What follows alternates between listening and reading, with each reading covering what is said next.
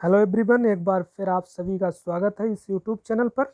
और थंबनेल जैसा कि आपने देखा होगा, तो उस थंबनेल के बारे में हम वीडियो के लास्ट में बात करेंगे। तो सबसे पहले जो हमारा काम है क्वेश्चंस को प्रैक्टिस करना, तो जो भी यहाँ पर क्वेश्चन है उनका सबसे पहले हम डिस्कशन कर लेते हैं। उसके लास्ट में मैं आपको बता दूंगा, क्योंकि काफ़ी कमेंट आ रहे थे। जो भी आपको पीडीएफ चाहिए आज तक जो भी यहाँ पर पढ़ाया गया है, जो हैंड रिटन मैंने यूज किए हैं, उन सब का पीडीएफ आपको मिल जाएगा। उसके बारे में लास्ट में बात करेंगे। तो सबसे पहले हम क्वेश्चन देख लेते हैं। आज के जो भी क्वेश्चन है, which one of the following is not a factor that reduces price sensitivity of a product. तो वो जो प्रोडक्ट की प्राइस सेंसिटिविटी है उसको यहाँ पर पूछा गया है कौन सा फैक्टर है जो उसको रिड्यूस नहीं करता है। तो सबसे पहला है the product is more destructive. बिल्कुल, ये जो है रिड्यूस करता है प्राइस सेंसिटिविटी। नेक्स्ट देखिए, buyers are fully aware of substitutes. तो यही आपका आंसर हो जाएगा। ये जो फैक्टर है ये प्राइस सेंसिटिविटी को रिड्यूस करने में इसका कोई रोल नहीं है। ऑप्शन सी देख लीजिए, buyers can not store the product. बिल्कुल सही है। The product is assume to have more quality, prestige and exclusiveness. तो जो ऑप्शन बी है, इसके अलावा जो ऑप्शन दिए गए हैं, ये सभी जो हैं फैक्टर हैं जो रिड्यूस करते हैं प्राइस सेंसिटिविटी किसी भी प्रोडक्ट की। नेक्स्ट देखिए, नेक्स्ट क्वेश्चन है, एट्रीब्यूट्स और benefits that consumers strongly associate with a brand positively evaluate and believe they could not find to the same extent with a competitive brand is known as. तो इसको statement पढ़ के आप समझ गए होंगे कि पॉइंट ऑफ डिफरेंस की बात कर रहा है। नेक्स्ट देखिए, यहाँ पर होलिस्टिक मार्केटिंग की बात की गई है। बस आपको मैच करना है। होलिस्टिक मार्केट में आपको पता है 4 पॉइंट होते हैं, internal marketing, performance marketing, integrated marketing and relationship marketing. तो इनको सबको मैच कर दीजिए। इंटरनल मार्केटिंग जो कि मार्केटिंग डिपार्टमेंट से आपका हो जाएगा, ए का जो है आपका थर्ड हो जाएगा। नेक्स्ट देखिए, परफॉर्मेंस मार्केटिंग की बात करेंगे तो परफॉर्मेंस मार्केटिंग का आपका ब्रांड एंड कस्टमर इक्विटी हो जाएगा। इंटीग्रेटेड मार्केटिंग कम्युनिकेशन के थ्रू, और रिलेशनशिप जो हो जाएगा वो आपका स्टॉक होल्डर। ठीक है, तो ये सभी का आपने मैच कर लिया, इसी तरीके से कर दीजिएगा। चलिए नेक्स्ट देखिए। नेक्स्ट यहाँ पर कुछ कॉन्सेप्ट दिए गए हैं। स्टाइल, फैशन और फेड के बारे में आपसे पूछा गया है। तो देख लीजिए, स्टाइल क्या होता है। स्टाइल जो है, स्टाइल की बात करें तो it is a basic and distinctive mode of expression. इसको बोलते हैं स्टाइल। देख लीजिए यहाँ पर कौन सा है इससे रिलेटेड। तो स्टाइल को आप देखेंगे तो basic and distinctive mode of expression appearing in the field of human endeavour. तो इसका तो इससे हो जाएगा स्टाइल का। अब फैशन की बात करेंगे। फैशन क्या होता है कि जो पॉपुलर स्टाइल है किसी भी फील्ड का, उसको बोलते हैं फैशन। तो फैशन का देख लीजिए, पॉपुलर स्टाइल किसी फील्ड का, तो इसका आपको यहाँ पर दिख रहा होगा, करेंटली एक्सेप्टेड और popular style in a given field, इसको बोलते हैं फैशन। फेड क्या होता है। फेड भी एक टाइप का फैशन ही होता है, जो है पब्लिक व्यू में वेरी फास्ट आता है और पब्लिक के द्वारा अडॉप्ट भी किया जाता है बड़े उत्साह के साथ, और जल्दी डिक्लाइन भी कर जाता है, उसको फैड बोलते हैं। तो फैड को आप इससे मैच कर दीजिए। तो स्टाइल, फैशन, फेड आप समझ गए होंगे। चलिए नेक्स्ट देखिए, just in time originally developed in 1970s by the Japanese company was initially known as. तो उस कंपनी का नाम आपको ध्यान रखना है। टोटा मैन्युफैक्चरिंग सिस्टम के द्वारा इसको डेवलप किया गया था, जस्ट इन टाइम। और ये एक जापानीज मैनेजमेंट फिलोसफी है, जस्ट इन टाइम आपको पता होना चाहिए। नेक्स्ट देखिए, यहाँ पर हाइपोथेसिस, हाइपोथेसिस में जो एरर आती है, टाइप 1 एरर और टाइप 2 एरर, वो आपको यहाँ पर आपसे पूछा गया है। Which one of the following possibility leads to type 1 error. तो हाइपोथेसिस टेस्टिंग में टाइप 1 एरर किसको कहते हैं वो आप यहाँ पर बता सकते हैं। सिंपल सा है, देखिए टाइप फर्स्ट एरर कब होती है, जब हाइपोथेसिस आपकी ट्रू है लेकिन आप जो टेस्ट कर रहे हैं वो टेस्ट उस हाइपोथेसिस को रिजेक्ट कर रहा है। समझ रहे हैं ना, थोड़ा बेसिक सा डिफरेंस है, दोनों को आप समझ लीजिए। Type 1 error, type 2 error. Type 1 error में क्या होता है कि जो भी आप हाइपोथेसिस को जो है टेस्ट कर रहे हैं, वो हाइपोथेसिस तो सही है, ट्रू है, लेकिन आप जो टेस्ट कर रहे हैं, आपका टेस्ट का रिजल्ट जो है वो उसको रिजेक्ट कर रहा है, तो उसको बोलते हैं टाइप 1 एरर। टाइप 2 एरर इसका जस्ट अपोजिट होता है। टाइप 2 एरर में क्या होता है कि हाइपोथेसिस आपकी फॉल्स है, लेकिन आपका टेस्ट जो है वो हाइपोथेसिस को एक्सेप्ट कर रहा है, तो उसको बोलते हैं टाइप 2 एरर। तो ये दोनों ऑप्शन आप ध्यान रखिएगा। इसका तो ऑप्शन ये हो जाएगा और टाइप 2 एरर इसका हो जाएगा।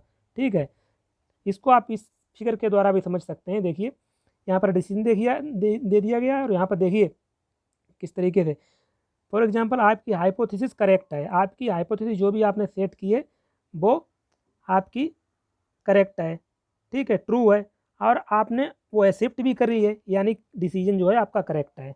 अगर आपकी हाइपोथेसिस जो है करेक्ट है, आपकी हाइपोथेसिस ट्रू है, लेकिन आपका डिसीजन जो है उसे, आपका टेस्ट उसे रिजेक्ट कर रहा है, तब टाइप फर्स्ट एरर होती है। ठीक है, इसी प्रकार अगर हाइपोथेसिस फॉल्स है लेकिन आपका डिसीजन उसको एक्सेप्ट कर रहा है तो उसको टाइप 2 एरर बोलते हैं, और अगर हाइपोथेसिस फॉल्स है और आपका डिसीजन रिजेक्ट कर रहा है तो उसको करेक्ट डिसीजन बोलेंगे। तो ये बेसिक सा डिफरेंस है type 1 error and type 2 error. चलिए नेक्स्ट देखिए, which one among the following relates to the probability based sampling technique है। कई बार क्वेश्चन डिस्कस कर चुका हूँ। प्रोबेबिलिटी बेस्ड सैम्पलिंग टेक्निक होती है, एक non probability based sampling technique होती है। तो जो प्रोबेबिलिटी बेस्ड सैम्पलिंग टेक्निक है उनका ट्रिक आप याद रखिएगा, SSC, इसके बारे में आपने सुना होगा, SSC, ठीक है। तो इसके द्वारा जो भी यहाँ पर टर्म आ रहे हैं उनका मैं मतलब बता देता हूँ। एस का मतलब आप समझिए ये होता है सिंपल रैंडम, स्ट्रेटिफाइड, और इसी एस में से एक और आप जोड़ सकते हैं, वो हो जाता है सिस्टमेटिक, और सी फॉर क्लस्टर। तो ये सभी टेक्निक होती है प्रोबेबिलिटी बेस्ड सैम्पलिंग टेक्निक। इसके अलावा जो भी आपके एग्जाम में आती है वो आप समझ लीजिएगा कि नॉन प्रोबेबिलिटी टेक्निक है। जैसे स्नोबॉल, अब स्नोबॉल को थोड़ा सही से याद रखना क्योंकि इसका भी पहला वर्ड जो है एस से ही है। स्नोबॉल हो गया, कोटा हो गया, जजमेंट या परपजीव हो गया, ये सभी जो है नॉन प्रोबेबिलिटी बेस्ड हैं। यहाँ पर एक आपका ऑप्शन हो जाएगा स्ट्रेटिफाइड सैम्पलिंग, जो कि एक प्रोबेबिलिटी बेस्ड सैम्पलिंग टेक्निक है। तो इसके थ्रू आप याद रख सकते हैं प्रोबेबिलिटी बेस्ड जो भी सैम्पलिंग टेक्निक है, और बाकी जो बची हैं वो ऑटोमेटिकली नॉन प्रोबेबिलिटी बेस्ड हो जाएंगी। चलिए नेक्स्ट क्या है, यहाँ पर आपको क्या बताना है, which of the following statement relating to correlation and regression are true. तो कोरिलेशन और रिग्रेशन से स्टेटमेंट आपको बताना है कौन सा सही है। The coefficient of correlation is independent of change of origin, ठीक है। और सेकेंड पढ़िए, the coefficient of correlation between two variable is the arithmetic average of two regression coefficient. ये तो गलत हो जाएगा क्योंकि कोफिशिएंट कोरिलेशन अर्थमेटिक एवरेज नहीं होता है, जियोमेट्रिक मीन होता है टू रिग्रेशन कोफिशिएंट का। और the probable error of the coefficient correlation 0.6745, ठीक है। तो ये भी सही हो जाएगा, तो ये सही हो जाएगा, ए सही हो जाएगा, ए आपका गलत हो जाएगा।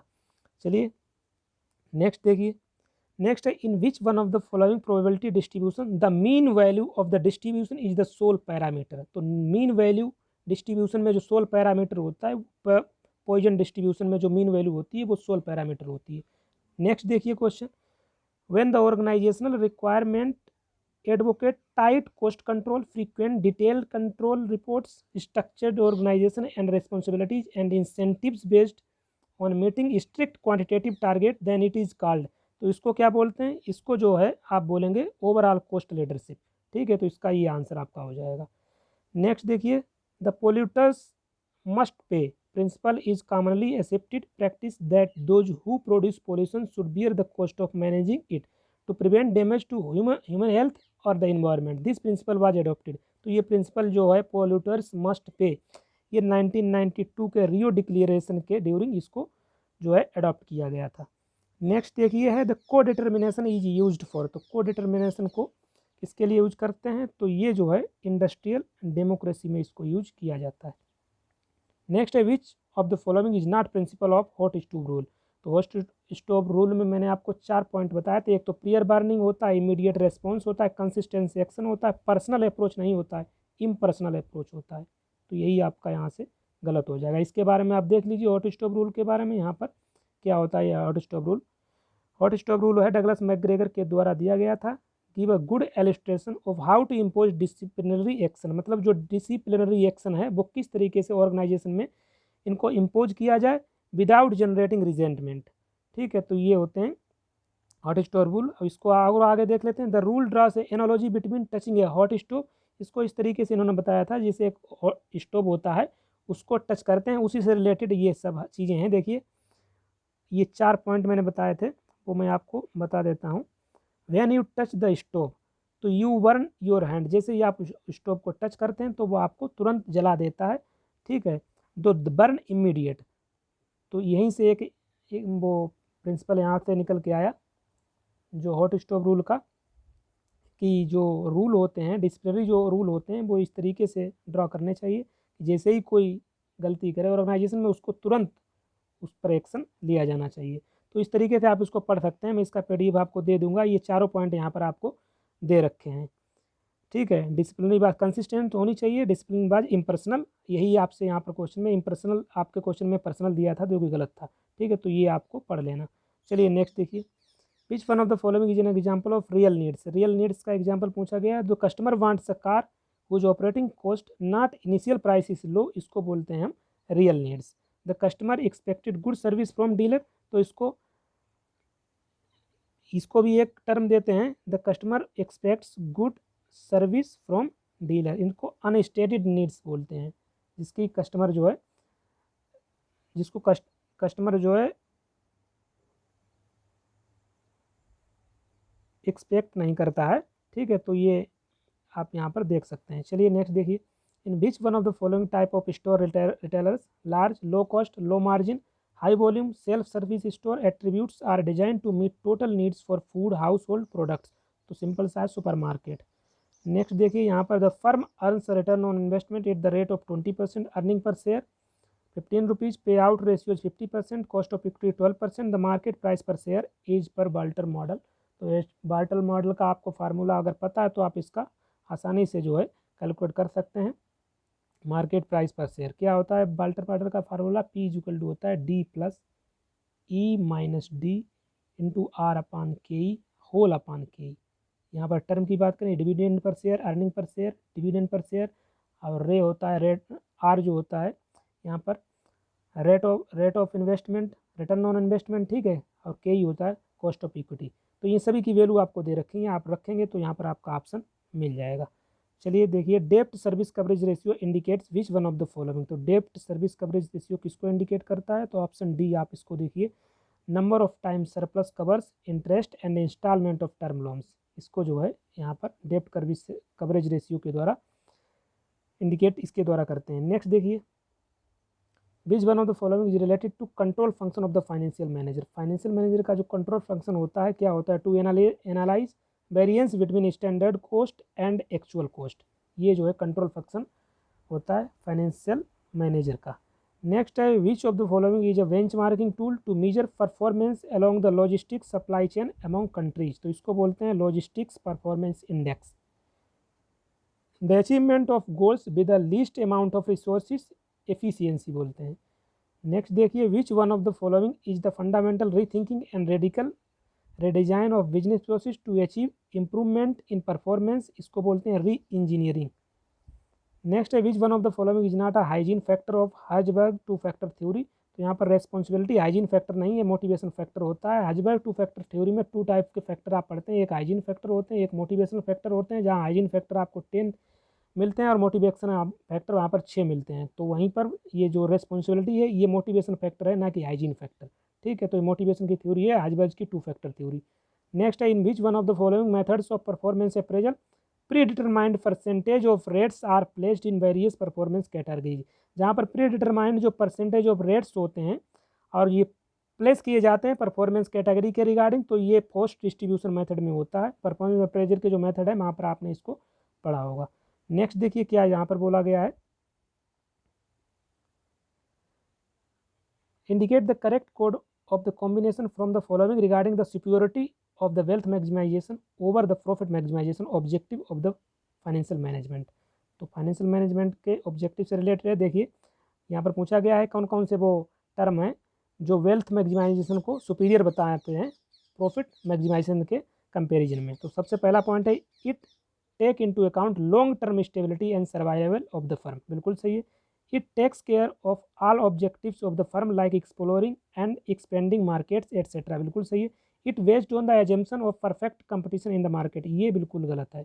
It considers risk along with returns। बिल्कुल रिस्क और रिटर्न को कंसीडर किया जाता है वेल्थ मैक्सिमाइजेशन में, तो यही आपका गलत हो जाएगा, बाकी आपके सही हो जाएंगे। पॉइंट यहाँ पर वेल्थ मैक्सिमाइजेशन के रिगार्डिंग है। Capital acid capital budgeting is concern with. तो कैपिटल बजटिंग की बात करें तो ये जो है evaluating the returns and investment in project, इसके द्वारा जो है कैपिटल बजटिंग यही इससे रिलेटेड है। नेक्स्ट देखिए, which one of the following is demand state where consumers dislike the product and may even pay to avoid it. तो negative demand हो जाएगा। नेक्स्ट क्वेश्चन देखिए, if a coaching institute provides some supporting study material along with teaching then which one of the following service mix category would be. तो इसको बोलते हैं major service with accompanying minor goods and services. ठीक है, next देखिए यहाँ पर, next है, in the context of distinguishing between forecasting and prediction के बारे में आपको बोलना है। यहाँ पर गलत कौन सा है, forecasting is based on theoretical model while prediction में बी बेस्ड ऑन इंट्यूशन। सही है। नेक्स्ट देखिए, फोरकास्टिंग रिफ्लेक्ट्स मैनेजमेंट जजमेंट, नहीं यहाँ पर गलत हो जाएगा, प्रोडक्ट फोरकास्टिंग नहीं, यहाँ पर प्रेडिक्शन होना चाहिए। प्रेडिक्शन जो है रिफ्लेक्ट करता है मैनेजमेंट जजमेंट को, taking all available information into account. अगला पॉइंट देखिए यहाँ पर दे रखा है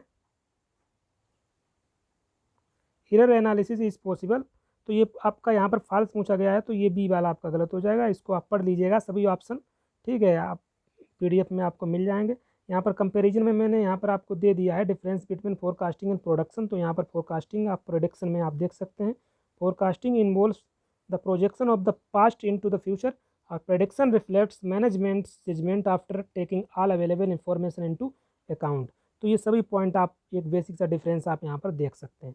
चलिए नेक्स्ट देखिए, यहाँ पर आपसे पूछा गया है फॉल्स, तो पहला पॉइंट देखिए, sample space refers to the collection of all favourable outcomes, तो यहीं से आप इस पॉइंट को यहाँ से गलत कर सकते हैं। फेवरेबल आउटकम्स नहीं होता है सैम्पल स्पेल में, यहाँ पर होता है पॉसिबल आउटकम्स, तो ये आपका यहीं से गलत हो जाएगा। सैम्पल स्पेल जो है collection of all possible outcomes का है, ना कि फेवरेबल आउटकम्स का, तो ये गलत हो जाएगा और बाकी आप सब सही हो जाएंगे।